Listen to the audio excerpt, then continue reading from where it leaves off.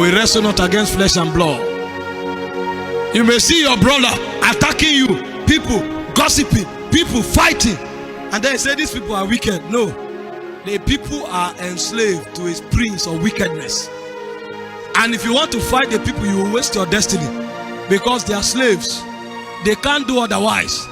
So what you do is to rise higher, is to go higher than the influence of that spirit.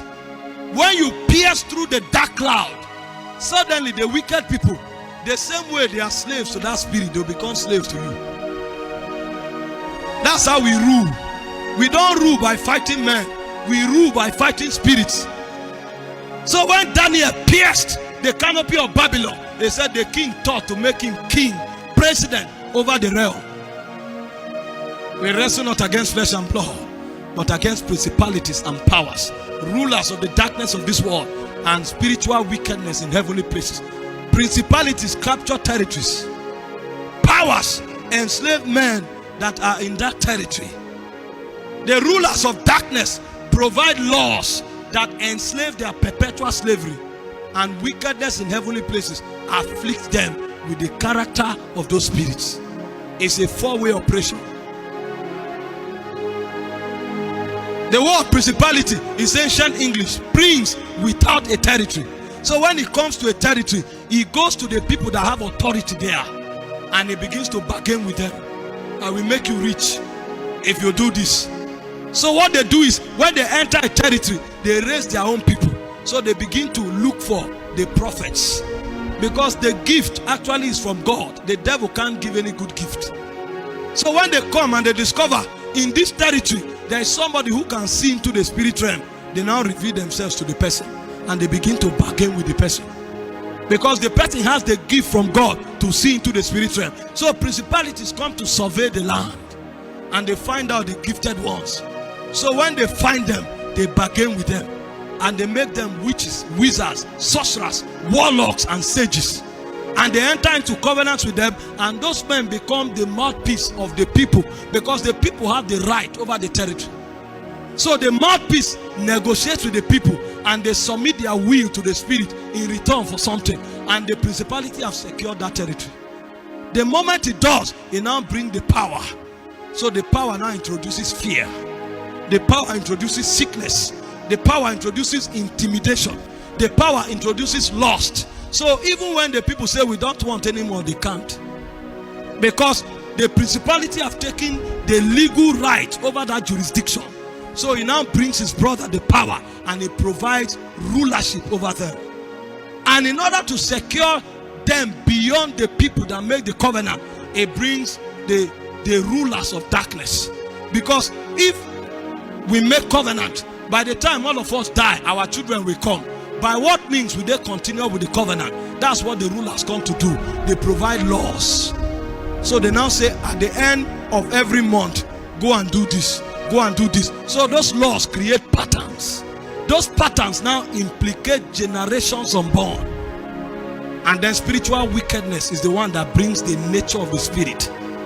So the nature of the spirit may be death, it may be sickness, it may be wickedness, it may be pain, and it afflicts it, because every spirit wants to give expression to his nature. That is ministry, but in darkness. So you see these people, they say they are wicked. It's called ministry. They are giving expression to the nature of a spirit. These people, they are sick. It's called ministry. They are giving expression to the nature of a spirit. On that wise, he now sends apostles, prophets, pastors, and teachers for the equipping of the saints. First, to declare rebellion against those spirits, and to give them the wisdom that is required to walk against the protocol that the spirit are put in motion, so they will walk in liberty. And suddenly a generation of accursed people become a blessed generation, because he sent men that taught them the ways of God. That was what happened to Israel in Egypt. They were in captivity for 430 years until a prophet came. And the first thing he did was to fight the gods of Egypt. In Exodus chapter 12 verse 12, it said, tonight I will pass through Egypt, and I will judge the gods of Egypt. The moment the gods of Egypt were judged, Pharaoh let them go. And while they left, Moses now began to teach them laws, ordinances, statutes, precepts, because if they don't come back into God and learn the ways of God, even though they have left Egypt, they will carry Egypt in their heart. And if they carry Egypt in their heart, they will still be giving expression to the gods of Egypt. So they will not be the servants of God. But what God wants is to what? To raise a royal priesthood. God's own special people, giving expression to the excellencies of God. So Moses needed to teach them. And they didn't. So the generation that left Egypt, none of them entered the promised land. Because if they enter the promised land, they will still be servants of the gods of Egypt. Only Joshua and Caleb made it. And what did he say about them? They were men of a different spirit. You can be in church, but you can be a man of another spirit and not of God. So while you are singing from the altar, you are giving expression to the spirit of seduction. While you are on the altar, you are giving expression to the spirit of fear. That's why you hear certain messages who are full of fear. Faith dies because the man is a servant of the spirit of fear. That's why you come to church, you are hearing a message, you leave, you go to fornicate. The man is a servant of the spirit of fornication. So Paul said, in that we are desirous, affectionately desirous of you, we did not only teach you the gospel of Christ, we imparted the substance of our soul, because that is ministry. But believers must be taught how to give expression to ministry. Ministry is not preaching. Ministry is not singing. Ministry is not raising an auditorium. Ministry is the ability to contain God and to express Him. And that's the calling for every one of us. Because He has made them, He has given unto them the word of reconciliation. Yeah, yeah, na na na na.